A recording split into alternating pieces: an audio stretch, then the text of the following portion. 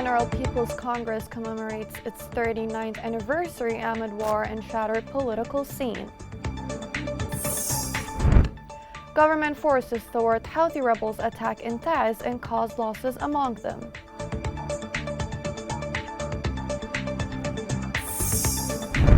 United Nations Office for the Coordination of Humanitarian Affairs in Taiz to discuss the humanitarian situation. Welcome to Yemen Today TV. This is the English news with me, Shaza Abdelbey. The General People's Congress, the symbol of political moderation, is commemorating its 39th anniversary since it was founded back in 24 August 1982 by its iconic leader, President Ali Abdullah Saleh, had established stability and prosperity in a country which has always been a subject of political instability. The following report looks at the most important stages in this great party.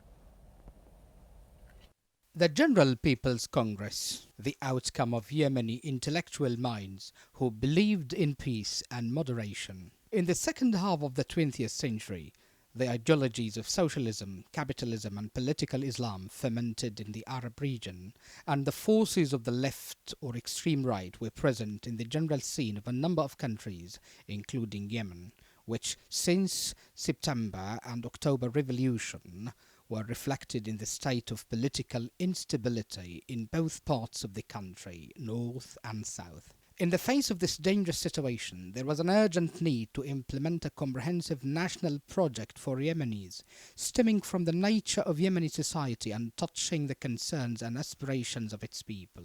The fifth president of the Yemen Arab Republic, Ali Abdullah Saleh, was the only one who issued Republican Resolution number 5, 1980, regarding the drafting of the National Charter. All political elites from various parties and intellectual stripes participated in the drafting of the National Charter. This led to the establishment of the General People's Congress on the 24th of August 1982. And since the establishment of the conference, it had a role in ending the state of instability in the north of the country since the revolution of September 26, 1962. The Socialist Party in the south saw in the People's Congress a bet to end the state of division in one nation, and the desired dream was achieved by the establishment of the Republic of Yemen on May 22, 1990. This marked the start of political pluralism and consolidation of the democratic approach. After the union, the popularity of the General Conference Party expanded and spread in the south of the country, enabling it to win the vast majority of parliament seats during the three electoral terms in 1993, 1997 and 2003, as well as the direct presidential elections in 1999 and 2006. And the local council elections in 2001 and 2006. In front of the overwhelming popularity of the General People's Congress, the rest of the leftist and extreme right-wing parties have tried to drop it from power by various means, including riding a wave of the so-called Arab Spring revolutions, calling for the downfall of the regime. Partners in the chaos of the squares, the Houthi militia and the Muslim Brotherhood were the most prominent beneficiaries of the chaos of the year 2001. The militia tightened its grip on the capital Sana'a and most of the northern governorates, while the Muslim Brotherhood proclaiming established its presence in the oil-rich governorates in the north and south. The years of war have proven that the current conflict in Yemen has become based on projects that recall the past and are no longer progressive conflicts through electoral programs and compete to win the citizens' favor and obtain its electoral vote. The General People's Congress, or what is known locally as المؤتمر الشعبي العام, with its moderate political approach, has proven to be the safety gate for Yemen, the region, and the entire world. Joint forces in Hodeidah stopped Houthi fire targeting areas to the west of the city. Joint forces tracked the fire and responded to its sources with etiquette weapons. Meanwhile, in Al-Durayhimi, Houthi militias shelled the residential areas with mortar artillery. According to some sources, the militia targeted Al-Jabayliyah and Al-Fazza areas south of Hodeidah. In Al-Tuhaita, Houthi militia targeted civilians with artillery fire, causing a state of fear and panic among them. The coalition air raids destroyed a number of military equipment for Houthi rebels in Al-Jawf and Ma'rib. A source said that the raids targeted engines for the rebels in positions between Al-Jawf and Ma'rib, destroying a number of military equipment. Military reinforcements for the militia were also targeted in Sirwa. According to some sources, the coalition raids caused Houthi militia heavy losses.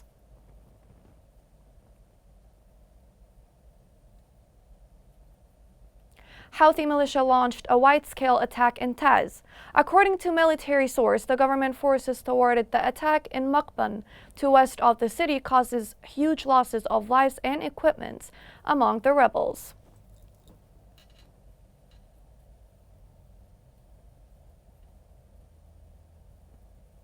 Houthi militia besieged the village of Al-Zaidi in Damar. Local sources confirmed that the militia imposed a siege on the entire village and sophisticated local citizens. It was reported that the director of security for Al-Hadda area sent a military campaign to arrest social figures from Al-Zaidi family while storming the houses of the village, which caused terror and panic among the innocent civilians.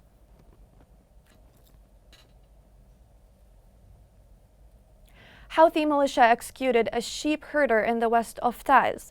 Sources said that the militia kidnapped the herder and killed him, then kept his body. The militia are blackmailing his family for money to hand over his body, asking them to drop charges of abduction and killing. The United Nations Office for the Coordination of Humanitarian Affairs visited Hais and met with local authority officials. The meeting discussed the situation in the city and sought ways to ease the suffering of people in many issues, such as water, health, education, and food. OCHA stressed they will first off evaluate the humanitarian situation. The team visited the rural hospital and checked the situation of the patients and their medical needs. The team moved also to some displacement locations and met with some people who had to leave their homes because of the Houthi rebels at their cities. Al-Hais is subject to violation. Aid and humanitarian assistance are missed very much.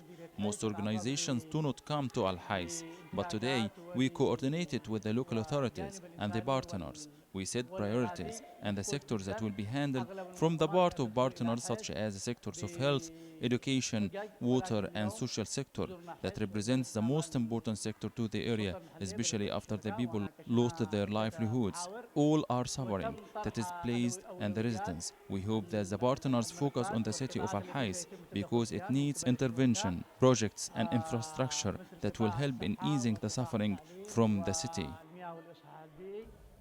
The continuing war in Yemen has compounded the crisis of displacement in the country that suffers already from a number of difficulties. 20 million people require humanitarian assistance. More than 4 million Yemeni people remain are displaced and many others need food due to the deplorable economic situation. The following report has more details on this story. In the vast arid desert between sand dunes with a temperature exceeding 40 degrees Celsius, more than 800 resident families and about 300 displaced families, most of them women and children, live in a very difficult humanitarian conditions. According to camps management for the displaced in Hajjah, more than 4,000 families, including 1,200 displaced families, face a humanitarian situation that is getting worse in light of the escalation of fighting between government forces and the Houthi rebels on the one hand, and the rising temperatures in the midst of a complete absence of international and humanitarian organizations on the other hand. Inside huts, tree branches and tents, ruined by high temperatures, winds and rains, the house of Muhammad al-Faidi, 72 years old, who has been displaced with his family from the city of Harad for more than 6 years, is lying on his traditional bed in one of the corners of the hut, which has not protected him from the high temperature for 3 years. causing him a disease made him lose his hearing. And near the hut of Muhammad al-Faidi lived 65 years old Fatima Ahmed, who was displaced with her 5 daughters from Abs district as a result of the ongoing conflict between government forces and the Houthi rebels. The International Organization for Migration announced the displacement of about 6,121 families, which is equivalent to 36,726 individuals since the beginning of this year as a result of the current war. And during June 2021, the displacement of 169 families was monitored, the organization added. Earlier, the Yemeni government held the Houthi rebels fully responsible for obstructing and thwarting efforts to achieve peace and stop the war, stressing at the same time that its hand will remain outstretched for peace. In a related context, Mark Lowcock warned from lack of funding and its impact on the provision of services to those in need, and noted that UNICEF in August will reduce fuel subsidies for water and sanitation systems serving 3.4 million people. Also, the World Health Organization announced the provision of the security limit of the package of services that provides health care for 6 million people. More than $200 million in pledges made at the March event have yet to be dispersed, including from some of Yemen's largest donors, Lowcock added. The suffering of the displaced Yemenis has worsened as a result of the nearly 7 years war, amid the deplorable economic situations that serves no good. Coming next, Eritrean Marine Forces detain Yemeni fishermen in the Red Sea.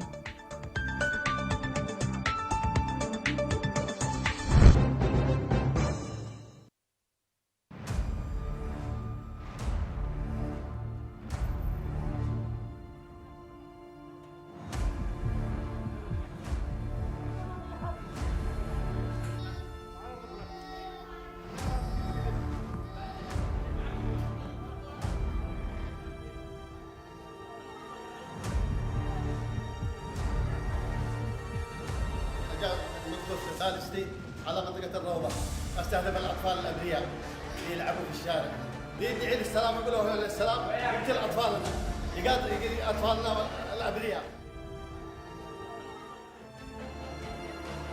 أنا قلت افتجعت ولا قلنا يقع واحد صاروخ ثاني طلعت البيت حقنا جالس أنا ألعب أنا وأصحابي والصاروخ انطرح. Welcome back. The Eritrean Marine Forces detained 20 Yemeni fishermen near Hunayn Island in the southern Red Sea. According to local authority sources, an Eritrean armed boat intercepted 3 fishing boats 4 miles from Yemeni island, Hunayn, arrested more than 20 fishermen and drove them towards the Eritrean coast. This comes a week after Yemeni fisherman was killed and 2 others wounded when the Eritrean Marine Force fired on their boat again near Hunayn Island. The Houthi rebels is sectarian in its essence. They gave themselves privilege over other people. This report shed light on the racist nature of the Houthi movement. Whoever does not owe obedience to the Houthis is corrupt and should be purged from state institutions. This is the standard for the leader of the Houthi militia who directed the purification of state agencies, from whom he called corrupt. In a particular translation of these directives, the militia continued to target members of the security services by demobilizing about 150 members of the National Security Service and replacing them with others who received their training at the hands of experts from Hezbollah. The militia announced last Tuesday the dismissal of 904 officers from the police forces and security after accusing them of working abroad. If someone does not raise his hand to chant the ominous cry and attend the sectarian courses organized by the militia in state institutions, then he is an agent and a traitor in the eyes of the deadly militia. Local sources reported that the liquidation campaign will not stop at the point, and based on the meetings of the so-called Supreme Police Council in Sana'a, another committee was assigned. It is headed by the Houthi leaders working within the militia's interior to complete the inventory of the names of the remaining officers and individuals who are not loyal, to intake their dismissal from their jobs as part of plans and directions for the next stage. The same sources confirmed that the majority of officers who were recently targeted for no reason from their jobs are in the militia's areas of control and have suffered scourge and deprivation in their homes for years. While most of the elements that the militia intends to replace the official security officers were staying in Iran and Lebanon and returned to the country, during the chaos of 2011, they managed all the militia security operations. The Iranian-backed militia seems to continue complete modernization of the security services in its areas of control, to make it a sword hanging over the necks of Yemenis and to tighten its security, political, and cultural grip on society. Being a public servant in Yemen is equal to hell. Many public servants owe to the private sector to earn their livings to support their families. They dream of the return of these days when they did not bear that in mind with their salaries paid on time. Being a public servant in Yemen is equal to hell. The civil servants, since Houthis militia incursion and control of the capital Sana'a in 2014, are suffering more and more from the cut-off or disrupted salaries and Houthis' layoff policies. Many public servants opted to the private sector to earn their livings to support their families. They dream of the return of these days when they didn't bear that in mind, with their salaries paid on time. Now, after the Houthis' control, they are striving harder and harder to earn their day-to-day living. What they want now is to work anything, even the humble jobs they will accept to get the least of life. The public servants are now looking for the basic needs. Their families are bearing the brunt with them. The war in Yemen and the Houthi militia's practices obliged them to lead a harsh life that is void of all the joys of life. According to experts, more than half of Yemeni employees in the capital Sana'a and in other parts of the country that is still under the Houthi control have not been paid their salaries since 2016. Some experts say that this disruption of salaries is due to the relocation of the central bank from the main capital to Aden. Others say not. The relocation had nothing to do with the salary crisis. They blame the Houthis for this after the militias seized the monetary reserves for the state was nearly $5 billion. According to experts, the Houthi rebels took over the Yemeni oil customs returns that were booked in the central bank under supervision from the United Nations. The state lost all this money that could pay the employees their salaries. The difficult thing for these public servants is that they depend on the salary as a sole income. Now, with the salary cut off, they are forced to get through life with the most humble or even humiliating ways. The National Committee Against Coronavirus announced the registration of 22 new cases of the pet epidemic in 4 governorates. The committee said on Twitter that 12 cases were recorded in Hadramaut, 7 in Ma'rib, 2 in Aden, and 1 in Taz. Also, 2 deaths were documented in Hadramaut and Taz, plus 22 recovered cases, 19 in Aden and 3 in Lahj. With the current updates, the total confirmed cases are 7,509, including 1,418 deaths and 4,644 cases of recovery.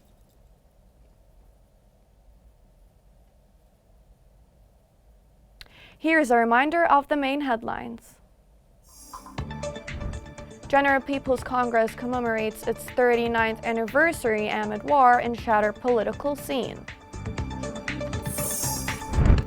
Government forces thwart Houthi rebels' attack in Taz and cause losses among them.